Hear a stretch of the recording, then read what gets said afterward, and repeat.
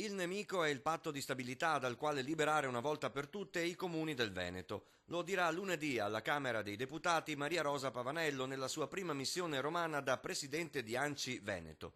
A 3 giorni dalla elezione a capo dell'Associazione dei Comuni della nostra regione, il sindaco di Mirano sarà a Roma con altri 500 colleghi italiani.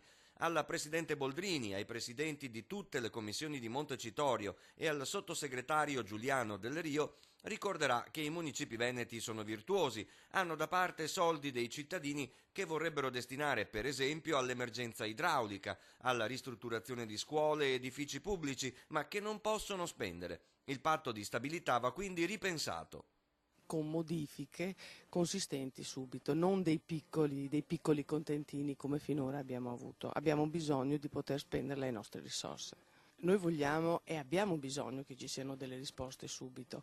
È da anni, sottolinea la Pavanello, che ci sentiamo dire che è vicina la modifica del patto di stabilità, ma non succede mai.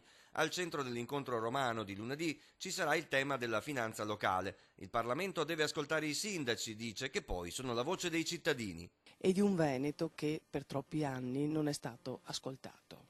Stanco delle continue richieste, ma ottimista è Piero Fassino, presidente nazionale dei comuni italiani. Confida che ad ascoltare lui e la Pavanello ci saranno 2 ex sindaci, il sottosegretario Del Rio e il premier.